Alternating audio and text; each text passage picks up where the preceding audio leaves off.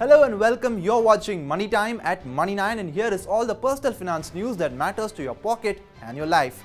Let us begin today with news on home loans. Buying your dream home will become more costlier now. If you are thinking of buying your dream home by taking a home loan, then we have a bad news for you. The private home financier HDFC has increased the rate of interest on home loans by 40 basis points in the last 1 month. The consumers will have to pay an interest rate in the range of 7.05% to 7.5% if they apply for a home loan from the private lender.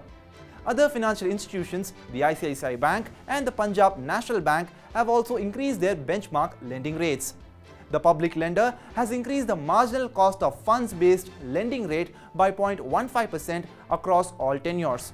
Now, its 1-year MCLR, to which most of the loans are linked, will be of 7.4%, while the ICICI Bank has increased its 1-year MCLR to 7.55%.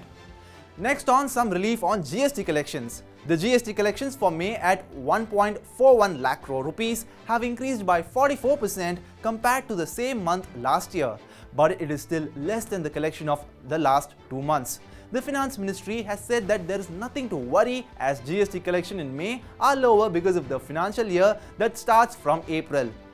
Deloitte India partner MS Money said that this is the 4th time that monthly GST collection has come to be in excess of 1.4 lakh crore rupees. The stability demonstrated by GST collections is a good indicator of the growth of the economy. While ICRA chief economist Aditi Nair said that robust GST collection also signifies that organized sector is gaining market share. Next up, even government schemes haunted by inflation. The government has increased premiums of 2 of the most beneficial insurance schemes in the country. We are talking about the Pradhan Mantri Jeevan Jyoti Bima Yojana and the Pradhan Mantri Suraksha Bima Yojana. Both these insurance schemes have become costlier. The annual premium of Pradhan Mantri Jeevan Jyoti Bima Yojana has been increased by 106 rupees or 35%, while the premium of the other scheme has been raised by more than half. The premium of the Jeevan Jyoti Yojana has been increased to 436 rupees from 330 rupees earlier, while that of Suraksha Bima Yojana has been increased to 20 rupees from 12 rupees earlier.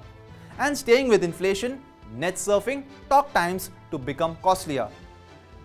Analytical company CRISIL has said that the 3 private telcos, Airtel, Vodafone and Jio, will raise mobile tariffs in the coming months. The trio have continuously raised tariffs since December 2019. They are following common strategies of increasing average revenue per user, weeding out inactive subscribers, and adding active subscribers. The trio had added close to 3 crore active subscribers in the previous financial year, but Vodafone Idea single-handedly lost equal number of active subscribers in the same period. And now, reading the fine print in GDP numbers. India's annual per capita income still below pre-COVID levels at 91,481 rupees at the end of FY22. In fact, it has fallen 3% from the pre-COVID level of 94,270 rupees in FY20. Although, if we compare from the pandemic year, it has risen by more than 7% from 85,110 rupees in FY21. The GDP growth for FY 2021-22 was recorded at 8.7%. Next up is about the deposit rates in India Post Payments Bank. India Post Payments Bank has again reduced savings accounts interest rates for the second time in the last 4 months. In totality, the India Post unit has reduced interest rates on saving account by 0.5% in the last 4 months. The lower interest rates are applicable from June 1, 2022. For balances up to 1 lakh rupees, the interest rate will be 2%. For balances between 1 lakh and 2 lakh rupees, the rate will be 2.25% on an incremental basis. Earlier, the bank had reduced the savings account interest rate by 0.25% effective from February 1, 2022.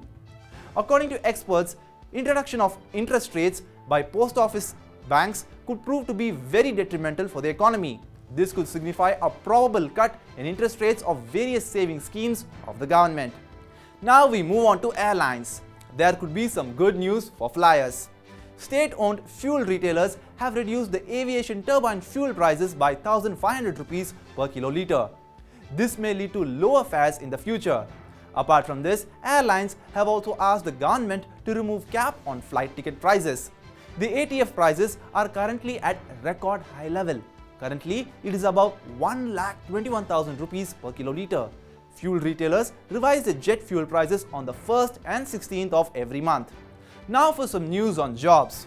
According to a job site portal Indeed, hiring across industries has increased by 33% in the country as compared to the pre-pandemic period of February 2020. If we talk about last month, then postings for marketing roles have increased the most, followed by civil engineering roles, sales and architecture roles. According to Indeed, hiring momentum in India is picking up pace. The job portal also said that inflation remains a challenge. Many companies are facing cost pressures and as a result, they may refrain from paying higher wages to their employees. Job posting outlook in the country remains optimistic for the rest of the year. And now for some news on Manrega.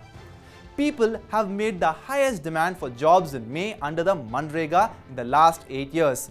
More than 3 crore people demanded jobs under the Government of India's flagship employment generation scheme in last month. In April, more than 2.3 crore citizens have demanded work under the scheme. Civil society activists have opined that such a high demand for work signifies that the economy is on its way back to normalcy.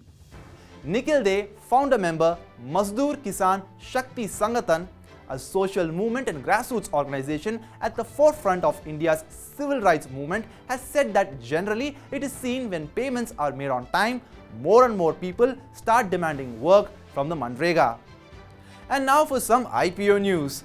Shares of digital signature certificate provider eMudhra on Wednesday listed with a premium of nearly 6% against the issue price of 256 rupees. But soon after, it closed at 258.85 rupees a piece. Reacting to the listing, Santosh Meena, head of research at Swastika Investmart, said the stock was still suitable for long-term investors. Those who applied for listing gains can maintain a stop loss of 260 rupees. The initial public offer IPO of eMudhra was subscribed 2.72 times last month.